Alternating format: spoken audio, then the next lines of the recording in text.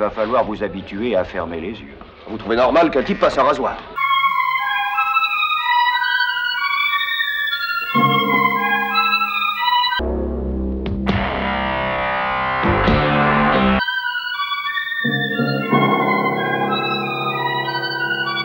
Et ici, l'enseignement, c'est ce qu'on fait malgré tout le reste. Quand en 1982, Classe 84 sort en salle, et malgré les 2 ans qui séparent la sortie et la date sur le titre du film, nous, pauvres spectateurs naïfs, pensons encore que ce genre d'histoire, la violence des gangs au sein d'une école, n'est que pur film de genre, ou pire film d'anticipation, voire de fiction. La morale étant, de toute façon, si ça commence, on pourra gérer. De nombreuses suites verront le jour. Classe 89, Classe 99, Classe 2001 et des films comme Le Proviseur et ses suites ou Esprit rebelle. Vous n'avez pas à être ici. Toi, la gouine, ferme ta gueule! Graines de violence de Richard Brooks avait ouvert la voie en 1955, mais c'est tout simplement la vie, bien et trop réelle aujourd'hui, qui va malheureusement devenir le théâtre souvent sanglant de cette violence dans les écoles, quelle qu'elle soit. Ce film est basé sur des faits réels, même si peu de lycées sont à l'image de celui-ci aux États-Unis. Et la phrase qui commence le film, finalement, on en est bien loin maintenant. Mein Name, ich bin Stegman. Peter. Bien sûr, il sera qualifié de fasciste par ceux qui savent le camp du bien, ceux qui laissent faire, ceux qui ne font surtout rien par peur de tout, même de leurs propres ombres, comme il l'avait fait sur un justicier dans la ville de Michael Winner, parce qu'il ne faut pas les toucher, ces pauvres enfants, vous comprenez? Qu'est-ce que vous ne faites pas? Elle se laisse pas baiser. Mais elle dirige la classe. Vous êtes aussi chef d'orchestre? D'Orange Mécanique de Stanley Kubrick au Battle Royale sous toutes leurs formes, la violence par les jeunes sera donc passée de fiction en réalité, et Mark Lester, scénariste et réalisateur de ce film, va s'inspirer de faits réels. Peu, mais il y en a, qu'il va lire dans différents articles de presse. T'as peut-être quelque chose pour nous, Lester? Il va aussi aller dans son ancien lycée, dans la vallée de San Fernando, le Monroe High School, et remarque les changements importants en 20 ans de différence. Murs recouverts de graffitis, trafiquants aux abords de l'école, violences diverses et dégradations multiples, sans compter les professeurs à bout et résignés. On est les seuls négros à vendre du shit dans cette école. Pour écrire le scénario, il va collaborer avec Tom Holland, pas le Spider-Man du MCU, mais bien le réalisateur du très bon Vampire, vous avez dit Vampire, ou le jeu d'enfant, première histoire de Chucky, mais qui ne sont pas d'accord sur comment approcher la violence du film et déclarera même sur le réalisateur Mark Lester. Mark, quant à lui, n'avait pas mes scrupules, il est allé à fond sans se poser la moindre question, quitte à aller trop loin, surtout quand le professeur coupe le bras d'un des hooligans à la scie circulaire. Ton idée vraiment excessive. 2 autres scénaristes viendront à la rescousse, Barry Schneider pour les dialogues, mais qui demandera à faire retirer son nom du générique, et sûrement ne pas devenir un fasciste, parce que bien sûr, le jugement est rapide. Et en deuxième, John C.W. Saxton. Il n'y a pas un seul de mes salopards, pas un de mes petits morveux qui montre le moindre intérêt. Le film sera tourné au Canada pour des raisons de budget, et directeurs de la photographie et monteurs viendront de la télévision. Dans un futur proche, donc, un jeune professeur de musique à l'école secondaire se heurte à un gang d'adolescents extrémistes. Échappant en tout contrôle, très vite il va se heurter à Peter Stegman, un adolescent meneur d'une bande de délinquants. Qu'est-ce que vous cherchez par ici? Norris tente tout d'abord d'apprivoiser la violence des adolescents. Le suicide d'un lycéen sous l'emprise de la drogue le choque particulièrement.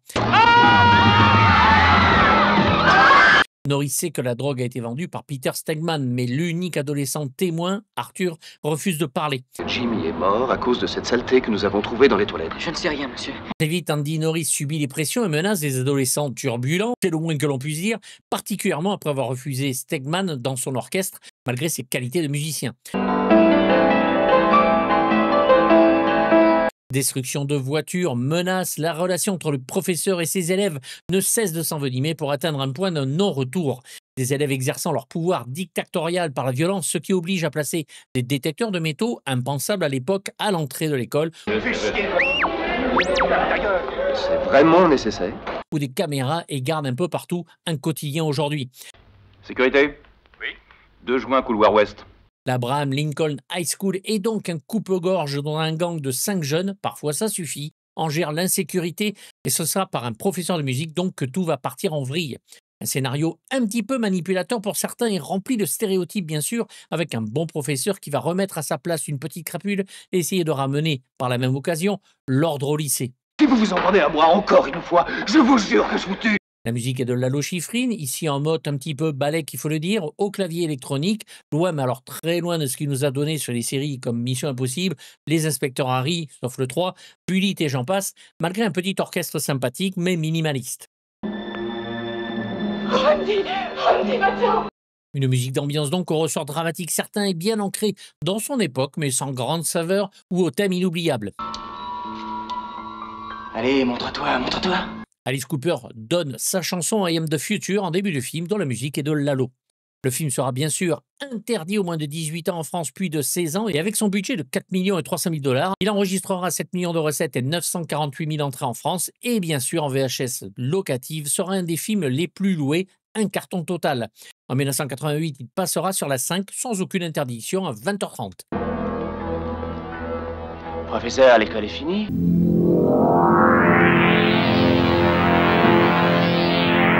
Allez-y.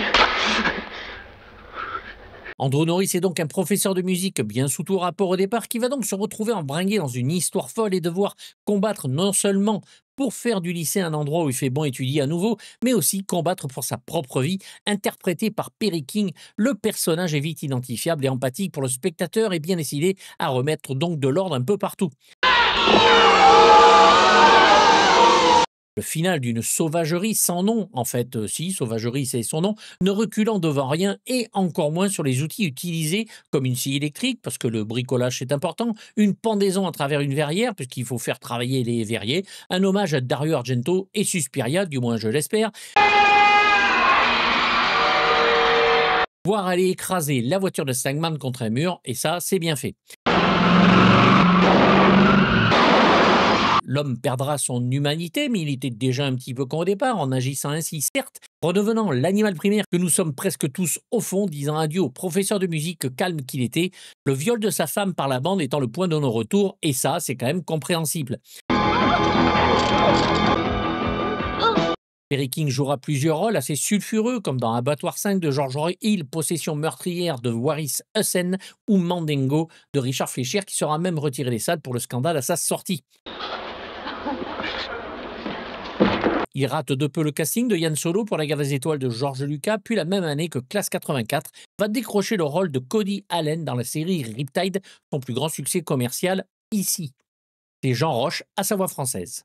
Au cas où vous l'auriez pas remarqué, c'est moi qui dirige ce bahut. Face à lui, Peter Stegman, adversaire principal, chef du gang et pourtant au look de petit jeune tout gentil, interprété par Timothy Van Patten. Un look effectivement peut-être désuet et un physique presque un brin mauvais casting, mais le gars est bon et c'est une vraie salope. La vie est bataille, bataille et souffrance. Un homme qui reflète ce que l'homme peut donner de plus abject, un vrai méchant, et pire, fier de l'être, entièrement conscient de ce qu'il est, aimant cela, antéchrist urbain, cruel et à vomir, et malheureusement prêt à tout pour arriver à ses fins, surtout les plus faibles, c'est plus facile. Tu vas raconter des conneries quand tu sors de l'école, mon petit chéri. J'ai rien dit au professeur. Il va aller jusqu'à nous donner une scène rappelant le Scorpio de l'inspecteur Harry de Don Siegel, où il payait un gonze pour le frapper et ainsi accuser Callahan.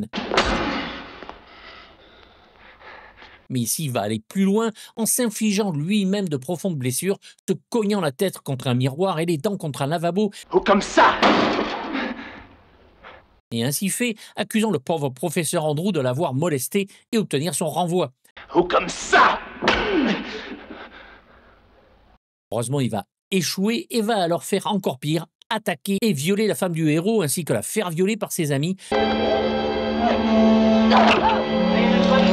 Va faire exploser sa voiture et va rendre fou le collègue de Andrew, plus faible et plus facile à atteindre. Un personnage intéressant mais malheureusement peu approfondi et dont on ne sait au final que peu de choses, si ce n'est qu'il vit avec sa mère, aussi conne que lui, et avec la même agressivité. Vous enlevez vos sales pattes de ma porte ou je fais monter la police si vite que vous n'aurez pas le temps de dire merci. Et assez étonnant, à l'abri du besoin apparemment, ce qui est rarement le cas de nos jours, sauf chez nos étudiants bobos pleins de conseils qu'ils n'appliquent jamais pour eux-mêmes.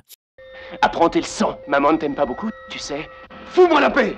Pourtant doué au piano, mauvais dans les autres cours, l'on sent en lui une recherche du père, mais par la violence, et c'est cela le problème.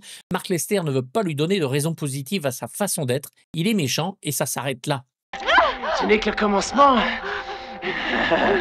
Van Patten deviendra un réalisateur de séries sur HBO notamment, des Sopranos à Game of Thrones ou Black Mirror, et c'est Lambert Wilson qui fait sa voix française.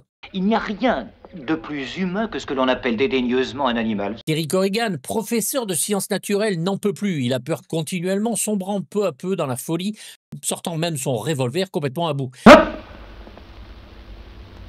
Asseyez-vous. C'est le magnifique et génial Roddy McDowall qui s'y colle, acteur absolument incroyable et jouant parfaitement la fragilité de l'esprit et de la folie. Dennis Weaver, l'acteur du duel de Steven Spielberg, mais qui refusa le projet, le trouvant trop violent, était prévu au départ. Terry. Un professeur qui va trouver son labo dévasté et ses lapins qu'il chérit complètement arrachés, tués et devenir tellement dingue qu'il fera court avec un flingue, son 45 automatique. Quelle est la réponse? Y. Bien. Puis va essayer d'écraser les salopards en bagnole avant de mourir dans l'explosion de sa propre voiture. J'ai parlé de l'acteur sur ma vidéo, bien sûr, de Vampire, vous avez dit Vampire, le 1 et le 2 de Tom Holland et Tommy Lee Wallace, le Trou Noir de Gary Nelson et restera le Cornelius de la saga La Planète des Singes. C'est Jean-Pierre Leroux à sa voix française ici. Oui, on a appris bien plus avec elle qu'avec ce vieux pétoman de Goldstein. Et enfin, dans un petit rôle, celui d'Arthur, il s'agit d'un des premiers films de Michael J. Fox, qui s'appelle d'ailleurs Michael Fox sur le générique, futur star avec la trilogie des Retours à le futur, bien sûr. Et pourquoi vous ne laissez pas tranquille? J'ai fermé ma gueule. Ici, il est un peu le clown de la classe de musique et l'on y voit déjà ses petites mimiques physiques qu'il va réutiliser toute sa vie. Malheureusement, témoin lors d'une vente de drogue et manipulé par Norris, il va se faire poignarder lors d'une bagarre générale dans la cantine. Il s'en sort, mais ne peut parler.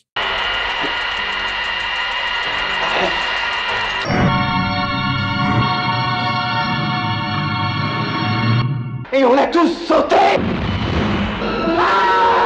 Un film comme Classe 1984, n'ayant que 2 ans de différence donc entre sa réalisation et la date du titre, prouve que Mark L. Lester ne veut faire qu'une chose, avertir. Oui, un ultime avertissement qui ne sera malheureusement que peu entendu. Combien d'alvéoles y a-t-il dans le cœur humain? Les parents ayant abandonné l'éducation de leur gosse, pensant que c'était au professeur de le faire. 4. Je crois qu'il doit y en avoir 4. C'est merveilleux. Non, les gens, les professeurs cultivent, les parents éduquent. Prenez vos responsabilités, bande de baltringues, qui ont tant besoin de leur moment à eux. Si vous avez besoin de vos week-ends et de faire la fête, ne faites pas de gosses non plus. Comme je le dis, baltringues. Bref, un avertissement avant le point de non-retour aujourd'hui dépassé et que l'on ne peut maîtriser à moins d'avoir les burnes bien accrochées et faire de ces jeunes des adultes et leur envoyer Paul Kersey. Certes, les actes d'Andrew dans le film sont extrêmes, mais pourquoi ne pointe donc jamais du doigt les gestes des jeunes? Comme d'habitude, oser répondre aux attentes les plus secrètes faites de gens comme Andrew des fascistes. Il aurait dû laisser sa femme mourir, la laisser se faire violer, ne pas se plaindre, voire se laisser tuer lui-même comme c'est arrivé si souvent. Alors oui, l'apologie de la violence, c'est mal, mais bordel, pour qui? Les péteux en général vous accusent si vous osez vous défendre. Comme il est dit dans la Bible, c'est œil pour œil, dent pour dent. Tendre la joue gauche, c'est surfait. Bref, un film coup de poing dont Lester va multiplier par 1000 l'action sur le Commando en 1985, véritable film bande dessinée toujours étonnant, après un Firestarter d'après Stephen King sympathique. Le film ne nous lâche pas avec une atmosphère très brutale sans jamais arrêter dans l'horreur, tendu comme un string montrant la folie qui monte, des professeurs délaissés et celle des jeunes lâchés dans la nature sans éducation. Alors oui, le film est sec, sans concession et peut-être peu travaillé techniquement, il y a beaucoup de faux raccords, mais le budget est faible, je vous le rappelle, et Lester nous prouvera sur ses 2 prochains films qu'avec du pognon, il n'a pas à rougir de son travail. Un film qui n'y va pas par 4 chemins, mais comme ses protagonistes, et notamment les agresseurs, ne s'opposant jamais, eux, de problèmes d'éthique ou de moralité, la plus simple soit-elle. Le message est bien mis en valeur, sans concession et contre les prédateurs, l'homme seul revient à ce qu'il a de plus basique, la violence, par la violence, le dialogue étant impossible depuis trop longtemps. Une solution qui en choque certains, validée par d'autres, une prise de conscience efficace, révélant ainsi ce que nous vivons chaque jour, le voile de l'indifférence, ce cancer intraitable de notre société contemporaine. Si l'on y regarde de plus près, cette idéologie ambiguë pour certains n'est finalement bien qu'un film de vengeance, le héros étant poussé à bout par l'agression de sa femme enceinte, violée plusieurs fois, de quoi en énerver quand même plus d'un. Je mettrai bien sûr à ce film la note de 5 sur 6 parce qu'il est toujours efficace aujourd'hui, même si effectivement son look est un petit peu à la ramasse et les méchants pas vraiment crédibles. Mais c'est comme ça, on vit avec son temps. N'hésitez pas à me faire part de vos avis dans les commentaires, j'y répondrai comme d'habitude, même négatif si c'est écrit poliment, et vous avez le lien pour les DVD et les Blu-ray s'ils existent dans la description. Vous pouvez vous abonner à la chaîne Patreon qui vous permet d'avoir les vidéos en avance sans censure ni pub, et avec des lives et des vidéos inédites. La boutique est ouverte avec mug, t-shirt, suite, tablier de cuisine, bref, plein de choses, et vous avez aussi le lien en description. Pensez à vous abonner, c'est gratuit et ça fait plaisir si vous en avez envie. Mettez un pouce et activez la petite cloche pour les notifications, et à bientôt pour du lourd. Bye bye. C'est fini.